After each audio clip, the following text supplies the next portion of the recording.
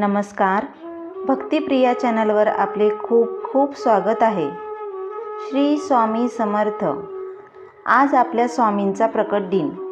जे नवीन भक्त आहे, जे नवीन सेवेकरी आहेत, त्यांना या दिवशी नेमके काय करायचे हे माहीत नसते। आजच्या लेखात आपण स्वामींना प्रसन्न करणारी एक नित्य व सोपी सेवा सांगणार आहोत। या सेवेने स्वामी तुमच्यावर लवकर प्रसन्न होतील, तसेच आपल्याला या सेवेने खूप लाभ देखील मिळेल। घरातच स्वामींच्या फोटोसमोर एक दिवा लावायचा आहे।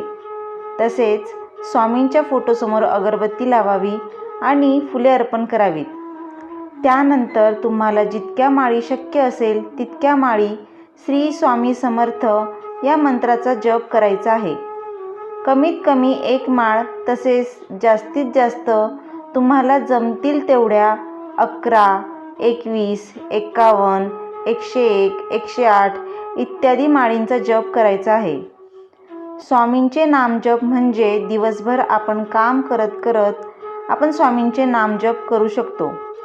त्यानंतर आपण संध्याकाळी देखील दिवा लावण्याच्या वेळी जितका शक्य असेल तितक्या माळी स्वामींच्या नामाचा जप करायचा आहे। तुमच्याकडून या दिवशी जास्त काही जमले नाही तरी चालेल, परंतु तुम्ही या स्वामी समर्थ नामाचा जप मात्र जास्तीत जास्त वेळा करावा। आता स्वामींच्या आवडीचे पदार्थ कोणते, तर या दिवशी आपण स्वामींच्या प्रकट दिनी नैवेद्य कोणता दाखवावा आणि तो कसा बनवायचा।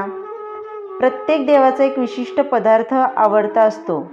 तसेच स्वामींचे देखील आवडते पदार्थ आहेत, जसे बेसनाचे लाडू, पुरणपोळी हे 2 पदार्थ स्वामींना अत्यंत प्रिय आहेत।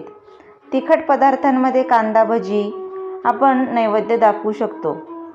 पुरणपोळी, खीर, आमटी भात, पापड, कांदा भजी असा पूर्ण नैवेद्यही या दिवशी तुम्ही दाखवू शकतात। तसेच पाहिले तर स्वामी ताटात काय दिलंय पाहत नाही, तर ते आपल्या भक्तांचा प्रेमभाव बघतात। तुम्ही किती प्रेमाने तो जेवणाचा नैवेद्य देता हे महत्त्वाचे असते। मग तुम्ही दही भात किंवा दूध भात, अगदी कोणतेही शाकाहारी जेवण तुम्ही स्वतःसाठी बनवाल, तेच तुम्ही नैवेद्य म्हणून दाखवले तरी चालेल। शेवटी भावना महत्त्वाची आहे, म्हणून तुम्हाला जसा जमेल तसा नैवेद्य आपण दाखवू शकतो। शक्य झाल्यास बेसनाचे लाडू व कांदा भजी हा नैवेद्य दाखवावा। तर आजचा व्हिडिओ तुम्हाला आवडला असेल तर नक्की लाईक करा आणि तुमच्या मित्र, कुटुंब, परिवाराला हा व्हिडिओ नक्की शेअर करा आणि व्हिडिओ कसा वाटला ते देखील कमेंट करून कळवा।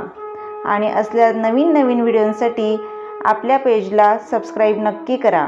धन्यवाद।